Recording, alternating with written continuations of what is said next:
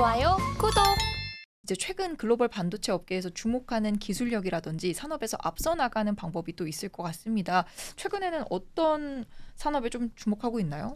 여전히 지금은 이제 AI 반도체가 제일 중요하고요. 그래서 AI 반도체에 대해서 저한테 이제 정의를 물어볼 수 있을 것 같아요. 뭐가 AI 반도체냐? 인공지능 반도체? 그게 도대체 뭐냐? 우리가 일반적으로 이제 아는 반도체는 뭐 당연히 연산하는 뭐 CPU도 있고, 네. 그다음에 이제 우리나라 기업들이 주로 많이 만들고 있는 저장하는 이제 메모리 반도체가 있는데, 이 AI 반도체는 이제 CPU의 연산을 좀 더 활성화시키는, 가속시키는 반도체라고 보셔야 돼요. 그래서 대표적으로 GPU 같은 제품, 그리고 그냥 NPU라고 해서 그냥 맞춤형 이제 가속 반도체라고 있습니다. 그래서 NPU 같은 제품들. 그리고 이제 이런 AI 반도체는 이제 꼭 뭐 우리가 일반적으로 아는 그런 GPU를 가속시키는 거, 그러니까 CPU를 가속시키는 AI뿐만 아니라, 그러니까 보통 데이터 센터 서버에 들어가서 뭐 가속시키는 그것뿐만 아니라, 뭐 향후에는 이제 당연히 자동차에 들어가는 그 시스템 온 칩이거든요. 시스템 온 칩을 가속화시킬 수가 있고, 그다음에 이제 다양한 기기에 이제 카메라 이미지 센서가 있거든요. 네. 이미지 센서를 또 가속시킬 수가 있고요. 스마트폰 같은 경우에도 보면 뭐 시스템 온 칩이라고 하는 애플리케이션 프로세서가 있거든요. 그쪽을 또 가속화시킬 수가 있습니다. 그래서 뭐 휴머노이드 로봇 이런 데도 쓸까요? 그쪽도 뭐 뭘 가속시킬 특정 반도체의 기능을 가속시키려면 가속시키는 AI 반도체가 들어가겠죠. 그래서 가속시키는 하드웨어를 가속시키는 AI 반도체의 영역은 무궁무진한데, 2023년에 이제 주목받은 거는 역시 엔비디아였고, 엔비디아는 이제 데이터 센터에 들어가는 서버의 CPU를 가속시킵니다. 그럼 CPU라는 게 연산을 하는 건데, 연산을 통해서 뭘 가속시켰냐? 학습하고 이제 추론을 가속시켰거든요. 그래서 생성형 AI 때문에 올해 이제 AI 반도체가 뭐 계속해서 있어 왔지만 올해 좀 더 주목을 받지 않았나, 그렇게 저희는 평가하고 있습니다. 이 첨단 패키징 쪽은 어떤가요? 첨단 패키징은 이제 이렇게 보셔야 될 것 같아요. 일단은 그 제가 뭐 준비한 차트도 하나 있지만, 그 메모리 반도체 그 어떻게 보면 뭐 계층도를 보면, 거기에 보면 니어 메모리라는 제품이 이제 지금 HBM이라고 저희가 보통 분류되는 제품도 이제 CPU, GPU 옆에 붙어 있는 제품인데요. 근데 이제 이런 메모리 반도체와 그다음에 이제 GPU, CPU 이런 제품들을 이제 같이 이종의 반도체를 붙이는 거에 이제 사실은 이제 어떻게 보면 기존의 패키징이랑 다르게 뭐 3D로 패키징 한다거나, 아니면 옆에 HBM을 쌓고 옆에 GPU를 붙이는 2.5D로 패키징 하거든요. 그래서 보통 이제 2.5D, 3D 패키징을 첨단 패키징이라고 부르고요. 그래서 첨단 패키징의 내용을 자세히 뜯어보면 일단은 로직 반도체, CPU, GPU의 이제 메모리를 옆에 붙이는 거죠. 니어 메모리가 되는 거고, 아니면 특정 경우에는 이제 SRAM이라는 캐시 메모리를 위에 올릴 수도 있어요. CPU 위에. 그러면 이제 3D 패키징이 되는 거고, 그다음에 인텔의 뭐 포베루스처럼 3D 패키징 같은 경우에는 그냥 로직 반도체에 로직을 올리는 거예요. 그것도 3D죠. 그래서 뭐 그 가장 큰 거는 수평으로 쌓는 게 아니라 이종의 반도체를 바로 바짝 붙여가지고 이제 이렇게 하나는 3D로 쌓여 있죠. TSV로 뚫려 있으니까 HBM은. 그다음에 GPU는 이제 따로 붙어 있거든요. 그래서 이거를 우리가 보통 2.5D라고 부르고, 아예 이제 로직 반도체 위에다가 SRAM을 바로 위에 올리는 거, 탑에 올리는 거를 우리가 또 3D라고 부르고, 근데 그거는 이제 정의하기 나름인데, 어쨌든 원래는 마더보드에 이제 칩들을 따로 붙여야 되거든요. 메모리 칩, 그렇죠. 그다음에 CPU 이렇게 따로 붙여야 되는데, 제가 아는 그림도 그걸 것 같습니다. 바짝 붙여가지고 패키징을 원 패키지 기판에 올려버린 거죠. 그래서 어떻게 보면 조금 시스템인 패키지라고 해서 우리가 반도체 패키지의 전문 용어긴 한데, 그러니까 하나의 패키지 기판에 두 개의 칩이 올라가 있는 거죠. 그래서 정말 첨단 패키징은 올해 들어서 특히 엔비디아 때문에 중요해졌고, 그런 패키징에 이제 지금은 이제 주로 많이 하고 있는 회사가 TSMC고, TSMC는 이제 그 제품을 이제 코어스라고 부릅니다. 그래서 칩 온 웨이퍼 온 서브스트레이트, 복잡하죠. 웨이퍼 위에 있는 칩을 서브스트레이트에 올렸다.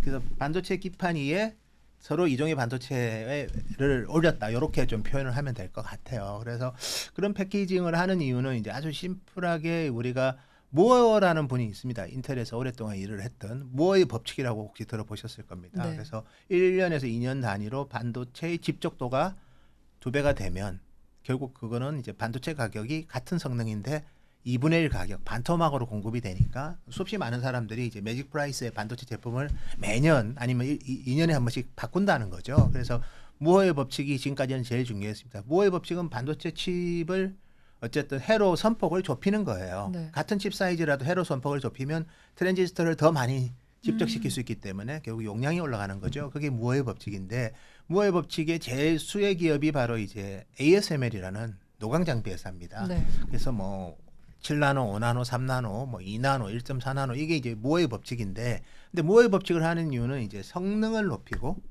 스피드를 그 칩의 성능을 높이고 스피드를 높이고 그다음에 파워를 줄입니다. 전력 사용의 효율성을 제고하고 또 뭐 면적도 줄이고 뭐 그런 건데 근데 무어의 법칙을 적용하면 좋은데 이게 옛날보다는 좀 옛날 그렇게 맞아요. 많이 나올 수가 없어요. 왜냐하면 깨져간다고. 뭐 5나노, 4나노 할 때 그렇게 안 나오거든요. 전력 소모도 여전히 약간 개선되고 성능은 조금 개선되는 뭐 그 정도니까 굳이 비싼 EUV 장비를 써서 무어의 법칙을 적용하는 게 ROE 개선에 큰 도움이 안 되는 거죠. 그래서 어떻게 하느냐? 그러면 CPU, GPU 성능만 올라가면 되는 겁니다. 그 성능이 올라가고 또 그게 저전력으로 구현이 되면 되니까 그냥 메모리를 옆에 붙여버리는 거죠.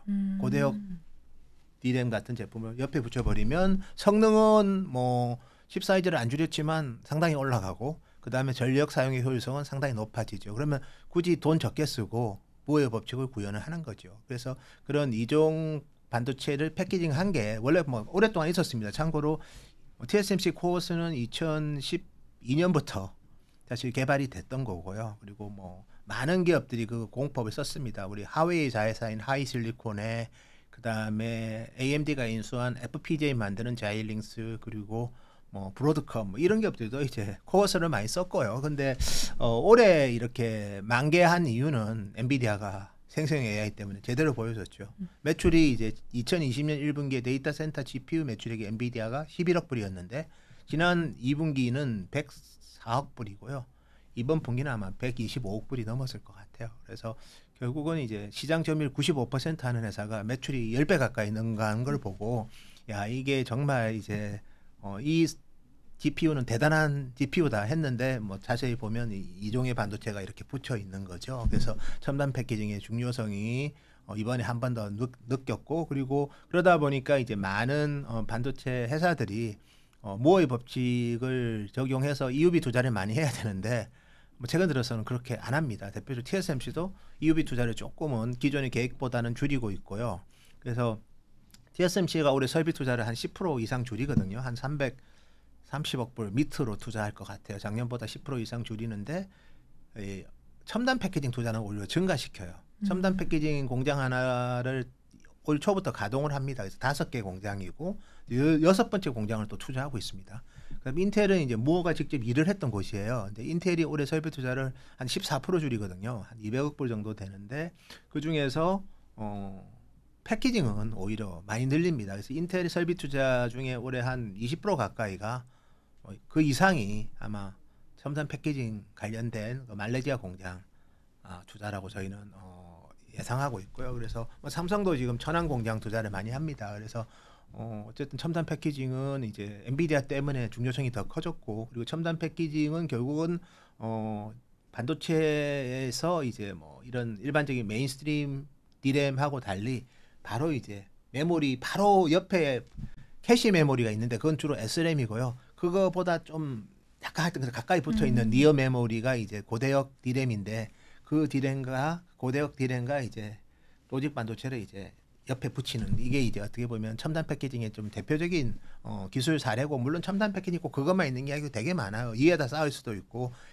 로직과 로직을 더 쌓을 수도 있고 근데 그게 다 결국은 이제 웨이퍼를 잘 자르고 커팅하고 그다음에 TSB 같은 홀을 파고 그다음에 이거를 이제 접합을 해야 되거든요. 그래서 보통 우리가 일반적으로 알고 있는 전공정은 이제 반도체에 이제 회로를 패터닝을 하고 그리고 이제 하악물을 입히고 또 불필요한 포토레지스트를 식각하고 요런 게 전공적인데 이제 지금 제가 말한 건 그거랑 완전히 다르죠. 어떤 그 웨이퍼에 뭐 구멍을 뚫고 그다음에 자르고 그다음에 붙이는 거니까 후공정이 지금 첨단 패키징에 가장 수혜를 보고 있다. 이렇게 좀 보시면 될 것 같습니다. 과거로 봤을 때는 별로 안 중요한 일이었는데 지금 엄청 더 중요한 일이 되었다. 이렇게 좀 말씀드릴 수 있을 것 같습니다. 이 첨단 패키징에 대한 이해가 센터장님 말씀드리니까 정말 쏙쏙 되는 것 같은데요. 정말입니까? 대단한 네. 난리지를 갖고 계신 이 것 같은데. AI 반도체와 첨단 패키징 산업 앞으로도 주목해 보시면 좋을 것 같고요. 또 이것과 더불어 가지고 제가 개인적으로 궁금한 거는 이 예. 빅테크들이 자체 칩 개발에 굉장히 적극적으로 예. 나서고 있잖아요. 예. 이렇게 된다고 하면은 뭐 엔비디아라든지 다른 팹리스 기업들의 앞으로의 뭐 먼 미래라든지 위치는 좀 어떻게 될까요? 그래서 뭐 엔비디아의 GPU에 대한 의존도를 좀 줄이려고 합니다. 근데 엔비디아가 어차피 시장 점유율이 95%인 회사고 또 엔비디아의 그 쿠다 플랫폼의 그렇죠. 락인 효과가 되게 크거든요. 그래서 서드 파티 같은 경우에는 이제 엔비디아가 없으면 되게 불편해지고 결국 이제 그쪽 영역에는 있는데 근데 어쨌든 맞춤형 그런 NPU는 뭐 빅테크 입장에서는 계속 쓸 것 같아요. 왜냐하면 엔비디아 솔루션을 쓰면 뭐 엄청난 기능은 많지만 정말 자기들이 하고 싶은 기능은 또 맞아요. 효율성이 떨어지거든요. 예를 들어서 뭐 전력 소모가 많다거나 아니면 처리 속도가 고 성능만 봤을 때는 떨어진다거나. 떨어질 수 있기 때문에 그런 우리가 보통 이제 뭐 큰 뭐 칼, 소 잡는 칼, 그다음에 이제 집도용 칼하고는 다르잖아요. 네. 그러니까 정말 이 부분만 할 딱 때는 맞는. NPU를 하는 게 맞죠. 그래서 빅테크들은 주로 그거를 많이 하고 있고요. 근데 너무 걱정할 게 없는 게 우리나라는 이제 메모리 기업이잖아요. 메모리 반도체가 중심이잖아요, 네. 사실은. 근데 저도 약간은 이제 엔비디아가 이제 좀 그런 기업들이 이제 엔비디아의 빅테크가 이제 자체 NPU를 개발하는 거는 엔비디아의 GPU를 적게 쓰려고 그러는 거예요. 왜냐면 비싸잖아요. 그쵸. 몇만 불 하잖아요, 하나에. 그러니까 그거를 줄이고 자기 맞춤형 NPU를 쓰면 이 비용을 좀 줄일 수 있으니까 하는 건데 근데 한국 기업들한테는 큰 상관이 없는 게 다행스러운 거는 그 빅테크들이 다 NPU에 HBM을 다 탑재를 합니다. 아. 그러니까 우리는 누가 되든 우리 HBM 파는 데는 지장이 없다는 거죠. 그리고 오히려 서로 성능 경쟁을 하면 HBM 용량을 더 높일 수 있거든요. 대표적으로 이제 HBM3는 지금 우리 엔비디아의 하프 아키텍처 H100에 이제 80GB가 들어갑니다. 그 H100 하나에. 네. 근데 이제 블랙웰 아키텍처라고 해서 이제 내년에 나올 제품에는 이제 HBM3가 탑재가 될 건데 그거는 이제 예를 들어서 8단이 아니라 12단이 들어가거든요.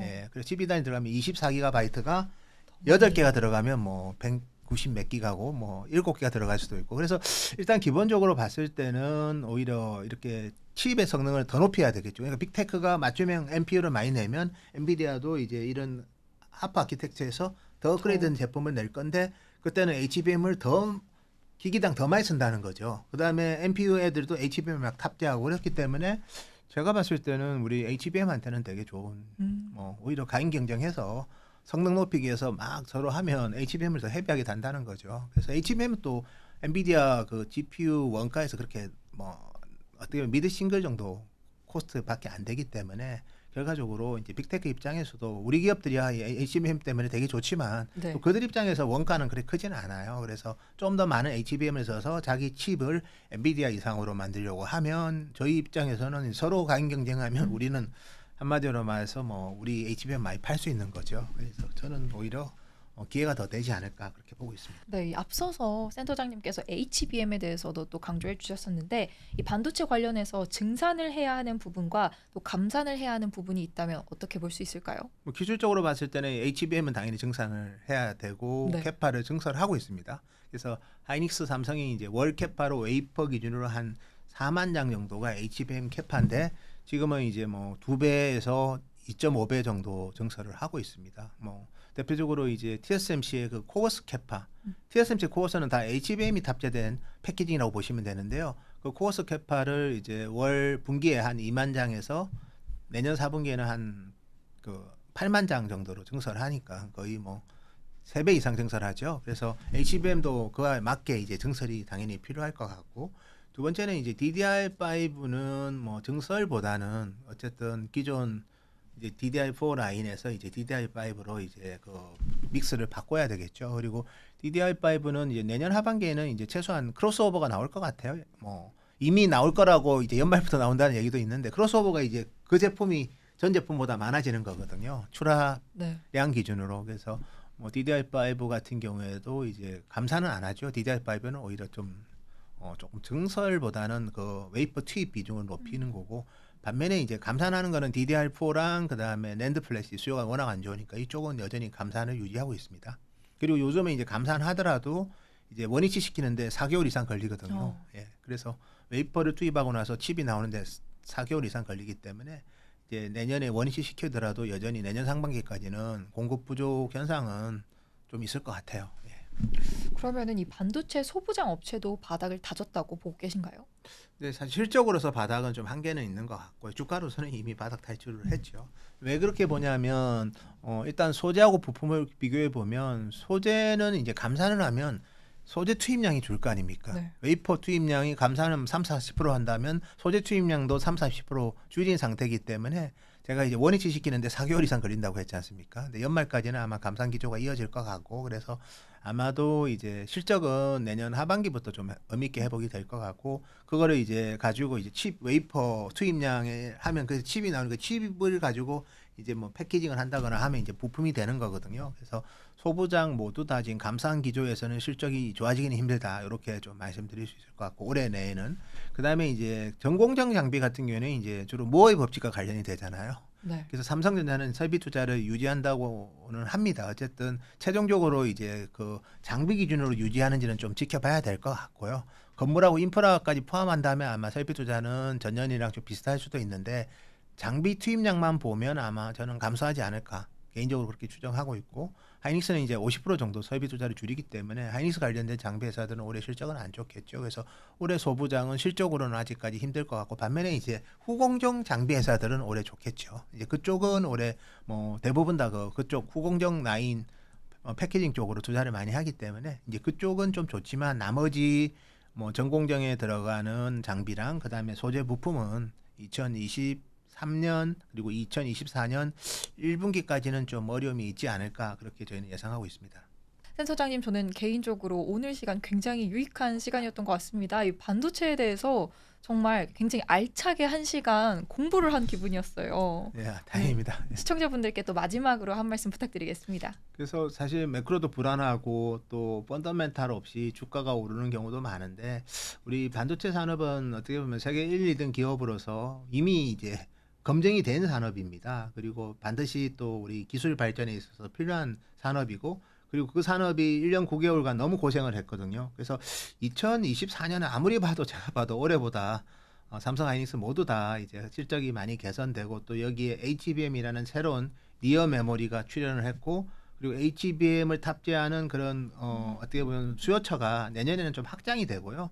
그리고 그런 니어 메모리가 이제 노트북과 스마트폰, 자동차로도 앞으로 확장이 또 될 것 같아요. 그래서 기술의 방향성도 양호하고 실적도 바닥을 찍었기 때문에 반도체 섹터는 당연히 주가가 계속 오를 수는 없습니다. 조정받을 수 있지만 조정 시 매수를 한다면 아마 2024년까지는 가장 좀 편안하면서 성과가 좋은 섹터가 되지 않을까 그렇게 저는 예상하고 있습니다. 좋아요, 구독!